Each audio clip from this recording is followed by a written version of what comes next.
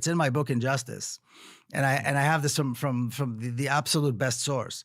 When in the 1990s, the year is 96, 97, Netanyahu, by the way, like I said, was prime minister. That was the year that my niece was killed. I'm sorry, and there was your niece, that's horrible. I know, thank you. And there was a great deal of violence. A great deal of civilians were killed. And Ahmed Yassin, who was the founder of Hamas, was in jail. The Israelis jailed him. He was a paraplegic. They jailed him. And at one point, they came to him in jail and they said to him, please ask your people to stop targeting civilians. Yeah. And he said, I will sign an agreement right now, to guarantee, if both sides are willing to guarantee, they will not target civilians. They never came back. They never came back because Israel kills only or predominantly civilians because Palestinians are mostly civilians. Yeah. And so when Israel drops a one-ton bomb on Gaza or anywhere else in Lebanon or anywhere else, for that matter, they're killing civilians. And Israel is killing, I mean, of course, we've had the last year. I don't think we need to get into that because we know how many civilians are being killed. Welcome back, everybody, to Z's Political Era. I'm your host, Z, and today's episode, we got a part 3 of Miko Peled and Jake Newfield. If you haven't seen the first two, worry not, I will link it at the end of this video. But let's dive headfirst into this fury confrontation where Miko Peled, who's renowned for his unapologetical critiques, is going to take Jake Newfield for a walk in a clash that's anything but civil. Miko's armed with a lifetime experience and well-documented understanding of Israel's history. He's gonna lay bare the realities of the conflict between Israelis and Palestinians, sparing no detail in exposing what he sees as the hypocrisy and brutal honesty of Israelis' policy. Newfield, on the other hand, well, he's gonna stumble through a maze of confusion and moral ambiguity, trying to defend the indefensible. So buckle up, and as always, we're gonna navigate through the layers of historical injustice, systematic racism, and the pressing need for accountability in a region long plagued by violence and oppression. That should be the issue here. That should be the issue, not whether Hamas is this, Hamas is that. Do they have a right? Do they not have a right? I agree. There's more important issues, a hierarchy of issues. No, but why do Israelis have a right to murder all these civilians? Yes or no? Israel has a right to murder no one on this earth has the right to intentionally murder a civilian. So you condemn what Israel has done in Gaza. And are you condemning what Israel is doing in Lebanon? And do you condemn the murder of Palestinians throughout the last 8 decades? Do you condemn it, yes or no? I condemn. I think that Israel has gone too far in Gaza. I think that only in Gaza. And how much is too far? And what about when they did it in 2014? And what about they did in 2021? I hope you'll accept the general statement because I'm just not as educated. Let me make a general statement. I have no problem. By the way, I'm not. My official position on this whole thing is that I'm confused. That's my official position. Why are you confused? Confused about where's the confusion? But we'll get to that. But I want to make it very clear that that I'm confused, and I don't want you to think of me as pro-Israel or pro-this or pro-that. Why are you confused? There's lots of things I've said, and I will say I want to ask a couple things. And if this is insensitive or offensive, you just tell me to shut up. But I'm going to ask it. The Hamas person who killed your niece, if he hadn't been killed, should he have gone to jail? He's dead. He killed himself. If he hadn't been, I'm saying, like, would you want to see him persecuted? No.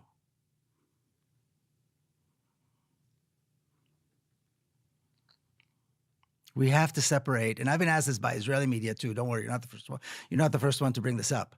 We have to realize there are two issues here. There's a personal issue, which is, and it's so horrific and painful that words will never do it justice. But there's a larger issue here. The fact that 3 young men got up one day, decided to take their own lives and take the lives of other civilians who happen to be walking down the street is a result of what the Zionists and the state of Israel has done to these people and their families going back almost 8 decades. If we want to prosecute somebody, we need to prosecute the people who put them in that position. You and I agree. That is the issue. Let me tell you something that you and I agree on. You and I agree that there's a hierarchy of causality in the world, right? So if there is a people that is oppressed and those people do a bad thing and we want to solve the bigger problem here, hierarchically and causally, we should go to the cause of the problem. Right. And so you and I are in total agreement that just logically speaking, it's so we agree that the state of Israel has no legitimacy. Wait, hold on. That it's a criminal state that has no legitimacy. But hold on. So logically speaking, the cause of the problem is always the most important part of the problem. That being said, downstream from the cause, if someone does something wrong, I still attribute agency to that human being because they have consciousness. True. And so I might say, you know what, they were abused as a kid, and so now they're a drug addict, and maybe they're a drug addict because they're abused as a kid. So let me not judge them too harshly. I can understand how someone's past experiences can form how they are. I'm not going to judge but Palestinians. I said this to you already. I I'm not give gonna do people it. agency. Okay, If someone's fine. abused, if I'm raped, and the if truth is- my father raped me as a kid and I go out and rape someone, Okay. I'm not allowed I to get your rape point. someone. I get your point. Thank I get you. your point. Thank you. Thank you. Just get my point. But I get your point. But I get your point. But here's the thing: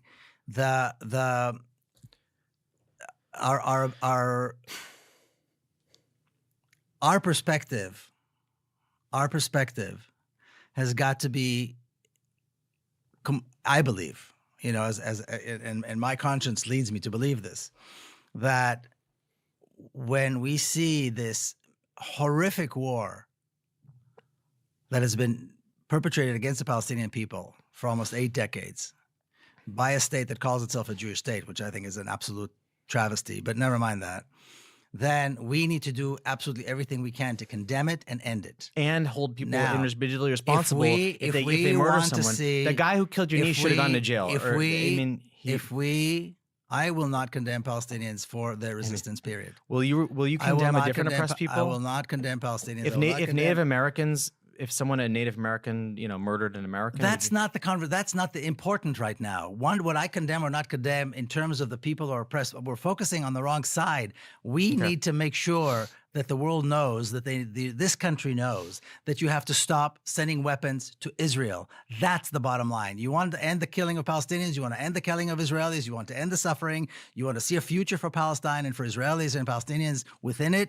You have to stop sending weapons. You have to stop the diplomatic cover. You have to stop sending money to that racist, apartheid, genocidal regime. That's it. Nothing else matters. All these other issues will be resolved like they were in South Africa with a peace and reconciliation, with a peace and reconciliation commission. And you and when I PLO also agree that there is racism in Israel, right? Like you and I agree. Israel on that. is a racist So let's talk ideology. about that. So, Israel is not. There's not racism within Israel. Do you think that the people in Israel is an expression of racism? are all of the people in Israel racist? I mean, is it That's fundamentally like that's a strange is it question. sinful beyond redemption? That's a strange conversation. So let me That's a rephrase. very strange Let question. me rephrase what I'm asking. Like I'm asking, you know, is there something wrong with the idea Israeli of a Jewish society state? is an it inherently racist society. Yes. Is every single Israeli racist? Probably not. Yeah. But Israeli society is an inherently racist You think so? society. Yeah. Is an inherently racist society. We've seen that through books that my sister wrote about the Israeli education system, which demonstrates that it's a racist education system. And it has allowed for 8 decades, and they've kept, you know, we say Israel is a democracy, right? So fine.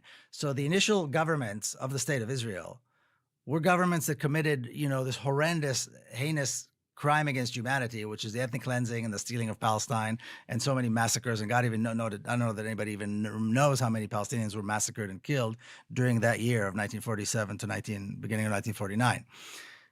That Israelis went on to vote for these governments over and over and over and over again. There were massacres, there was killing, there was massive oppression, there was an apartheid regime that was put in place, and Israelis continued, never spoke out, very few, handful of people maybe ever spoke out against it. They supported it and voted for it and supported it and voted for it all the way to this day. Now today, there's a segment of Israeli society who, by the way, are the most privileged. So what's it about them? Is it because they're Jewish? Is it because they're Israeli? Is It's it not because they're Jewish. Of course not. It's not because they're Jewish. It's because they... I don't know. It's a racist society. It's a society that's been educated. Is it beyond redemption? Is it not beyond fundamental? redemption. It's not beyond redemption. So there No, could be a nothing. peaceful... Between Israelis and Palestinians, there absolutely can be a peaceful resolution. Two-state, maybe. A peaceful two-state. No. But can't... Okay, No. here's my question. First of all, you bring the two-state. Yeah. Number one, I'll ask you 3 questions about the two states. Number one, what are the virtues of two states? Number two, let me ask you, who gets a smaller portion, who gets a bigger The portion? Palestinians probably get the smaller portion. Why? So I'll answer that. They're the majority. They're the majority of the population, Okay. and it's their country inherently. We're settlers. And the third question is, Yeah. how are you going to make it happen? When Yeah. the state of Israel has, for decades, made absolutely every effort to make sure it will never happen. I want to make a statement which I think you've already disagreed with, but I believe, maybe I'm naive and optimistic, that there can be a peaceful Israeli state sitting next to a peaceful Palestinian Really? state. And I want to And do say... you have an example of Well, I that? want to say 2 things about that. Do you have an example of that? Yeah. So I think that... I don't believe that America is inherently racist. I think there's racist people in America and America racist policies. I don't think that Israel, there's something about its core that the people there are more racist than anywhere else. I think there's been racism, which we can unpack that. I don't see racism as inherent to the structure of the country. In fact, I think that a Jewish state can be democratic if we view Judaism, as I was saying before, as an Israel ethnicity. is not a Jewish state. As an ethnicity. It's not a Jewish state. What is it? It's a Zionist state. It's not a Jewish state. It does not represent Jewish people. It is a Zionist state. It only represents people who buy into this racist ideology, which is called Zionism, and are willing to participate in this horrific crime of ethnic cleansing and genocide and apartheid. That's what Israel is. Jake. Jake's inability to understand Miko's point is like watching someone try to argue that fire and water are equally dangerous while standing in a burning building. Miko's laying out decades of oppression, ethnic cleansing, and apartheid. And Jake's response is basically, I'm confused. Really, Jake? It's not algebra, it's human rights. The double standard is almost comical, quick to judge any Palestinian resistance, yet stumbling over words to mildly critique Israel's airstrike. Jake's official position of confusion is a diplomat equivalent of shrugging while the house burns down, highlighting the absurdity of justifying the Zionist regime's actions while pretending to stay neutral. Okay, let me ask you this. Do you believe there's any utility to the can you give me original? one reason to believe that the state of Israel, a state which we now have an almost 8-decade history of, will ever allow the existence of a Palestinian political entity? And number two, why do you think the Palestinians deserve a smaller portion of their own country than settlers do? Why do they deserve a smaller portion? Yeah. Why should they get I mean, if the two-state solution, the way it's been known is, one side gets a small portion, one side gets a large portion. Why do the majority of the population, who are actually the natives of the country, get the smaller portion? Yeah, I can answer. And the larger and the settlers who came from outside, stole the country, committed horrific crimes, get the larger portion. So can I ask you a question? So I know you use the term Zionism as opposed to the ability to have a free democracy with equal rights where everybody can enjoy the country. So you're using the term Zionism pejoratively, and my question to you is, is it possible that anyone in the past thought of the word Zionism, like let's say it's 45, and I'm a Jew, and I'm saying, gosh, golly gee, like it would be really nice for us to have our own land because people keep trying to kill us in Spain and in Europe and all these places, and I wish the Jewish people could have a homeland. Let's call it Zionism. I mean, the idea of the Jews having a homeland is that I understand what they've done to the Palestinians is you want to talk reality? My real question is, do you have a problem with the notion that if someone says to you, Miko, I really believe that the Jews should have a land somewhere, are you against that principle? I'm indifferent. But that's Zionism. That was the original meaning of Zionism. No. You don't think so? That's very simple. When Herzl wrote down this stuff, you think he's written there like, I want to kill the Arabs. And no, he's thinking I want a homeland for the Jews. He's not plotting a way to kill the Arabs. Okay. Since between Herzl and today, there's an actual history. Yeah. There's an actual record of what happened. What Herzl said or didn't say at the time he said or didn't say is perhaps relevant, but as the record shows what those words actually what happened over the last 100 years in Palestine. You can't take that away. We saw what Zionism became. We saw what Zionism ideology did. Wanted somewhere to live. Yes, they were racist colonizers. They weren't like, let's go find somewhere we can go kill people. Let's go kill people. They're like, let's find somewhere to freaking live. Yeah, and they went and they colonized Palestine. They saw the ethnic cleansing of Palestine, and they thought it was a good thing. My father participated in it, and then they established an apartheid state, and they were okay with it. What are you talking about? Do you condemn Zionism is not something that's out of, that's just in a vacuum. We have a history. There's Palestine. There's the murder of civilians. There's a genocide going on. You can't suddenly say, yes, but they didn't want to go kill people. Well, they did. They wanted to. They didn't want to. They did. Well, what they did resulted. It matters. Well, what they did resulted. But that distinction matters because the original intention matters because it's right for someone to want a certain thing, and then if there's negative repercussions, it's incorrect logically for us to say, well, the original intention was immoral. No, the original intention could have been moral, and the consequences ended up being immoral. Look, it doesn't mean that every Jew in 1940 who wanted a homeland necessarily wanted to kill Palestinians. They wanted a homeland. That's not the point. That's completely irrelevant. What any particular Jew wanted in a particular Miko, time and how they envisioned it is completely irrelevant. I need to ask you this. When Lord Balfour gave Rothschild a promissory note to go and create a Jewish homeland in somebody else's country, that tells you everything. And it mentioned that this should not harm who? The non-Jewish population. They didn't even call them by name. This is the essence of Zionism. It's one racist. Hold on, there's many different types of non-Jews. There's the Druze, there's the Arabs, there's the Palestinians. They're all Palestinians. There's Druze. They're Palestinians too. They're all Palestinians. They're Christians. They're Muslims. They're Druze. They're all Palestinians. So you use a general. No. There's a reason. There's a reason why he said the Jews and then he said the non-Jews, because the non-Jews were dark, brown people who did not matter. And when one white racist European gives another white racist European the country of brown people, that's Zionism. And then they went ahead with it, and they're still going ahead with it. And as we can see, this country, the United States, is still allowing for that promise to continue, even at the expense of this brutality, this horrific massacre of civilians in Gaza over the last year, and they're still sending them weapons. This is the continuation of the same thing. There is no other Zionism. There is no other Israel. There cannot be. There never will be. We have a track record. How many more Palestinians need to die before we think, well, maybe one day Israel will allow for a Palestinian state? No, it's done. There's one way to resolve. If Israelis want to live in peace, then they need to give up the apartheid state. They need to give up the privilege. The entire construct of this apartheid state needs to be dismantled and replaced with a real democracy with equal rights. Democracy with equal rights. Period. There is no other solution that is going to bring that country to peace. I have a burning question. And Israelis and Palestinians, just back to your other question, absolutely can live together in peace, but not in the context of a Jewish state or the Zionist state. I have a burning question, Miko, and I appreciate you sharing all that. I want to ask about how you see the world beyond Israel and Palestine. You know, your characterization of Israel, you keep coming back to this notion of colonizer. You know, it's like the Palestinians were there. That's true. The Israelis came there. That's also true. And there was a Nakba and there were Palestinians kicked out. So no one in this world, not even Netanyahu, would disagree that Palestinians were displaced. But I think no, but he thinks it's okay. But let me ask you this question. That's the difference. So I can rattle off 12 plus countries, European countries that have colonized the people, and that's how you formed France and Germany and Ireland and all these countries in Australia and America. I could give you 15 more. And my question to you, and this isn't a gotcha question, this is an honest question.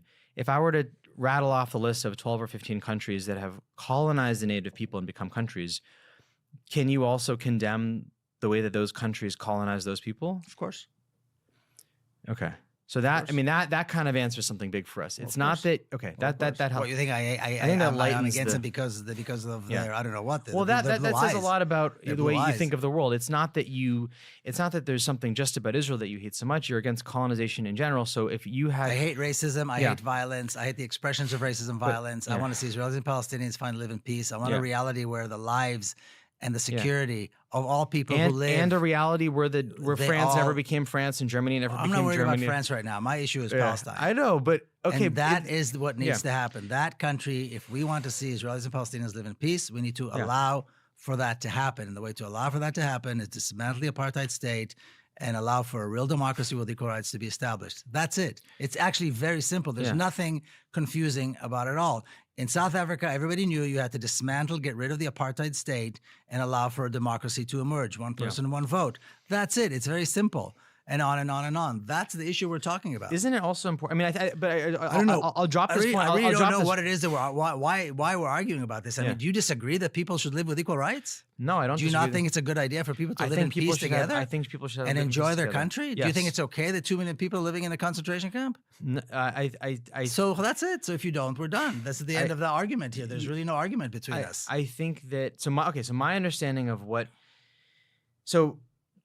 But I think it's deeper than that, because when a country becomes a country, it's a disgusting, brutal, ugly process. When France became France and America became America, the Native Americans were abused. And now are we? So What's your point? But the point is, it then becomes a really difficult question. So what should have happened? Should American conquerors I don't never? talk about America. America is not my issue. But so then let me talk about it for 2 seconds. So should American conquerors should have taken over America? I can say, well, morally, no. America should never have become a country because they abused the Native Americans. But if someone says to me, more than abused, they committed genocide. they committed genocide. Yeah. But if someone said to me, Jake, so do you think America should never have come into existence? I wouldn't say no. Like, you see what the situation we're in? No. If someone says to you, fine, let me ask you then, do you think think America? they should keep killing? They should keep. Do you think slavery was wrong? I Do you think slavery was genocide wrong. I think Well, slavery these was are the wrong, two but there's major pillars of this moral country. questions that come to a point when we think about, like, do you think that none of these European countries should ever have come into existence? I don't care. That's not an issue right now. Right now, the issue is there is a genocide going on. It needs to be stopped. That's all I care about. Right now, there's a genocide going on today as we sit and speak here. Yeah. Children are dying because they can't have access. They don't have access to liquids. They're dying from dehydration. 10 minutes away from some of the best healthcare facilities in the world because Israel will not allow them the access. You've got thousands of trucks outside the gates of Rafah expecting Israel to give them permission to bring aid to the very people that Israel is murdering. And That's the reality. Instead of fighting to dismantle the concentration camp and liberate the people within it, that is the burning issue right now. That is the only thing that needs to happen. And Americans or anybody who's listening needs to know that this is on that blood is on our hands. Jake Newfield just doesn't seem to get Miko's point, dodging from the uncomfortable truth about Zionism consequences. When Miko lays out the reality of ethnic cleansing and apartheid, Jake deflects the historical nostalgia about the original intention of Zionism in 1945. Sure, there might have been good intentions, but those intentions don't change the brutal aftermath. Jake condemns colonialization elsewhere, but avoids criticizing Israel's ongoing oppression of Palestinians' double standards at their finest. Miko's simple truth: if Israel wants peace, they need to dismantle the apartheid state and create a democracy with equal rights for all. But Jake's still stuck in the past, missing the point entirely. It's not about history, it's about stopping the genocide happening right now. This is Z from Z's Political Arrow. If you enjoyed this video, I simply ask you to share, like, and subscribe. And don't forget, stay sharp, stay informed, and don't let distractions blind you from the truth. And I hope to catch you all on the next one.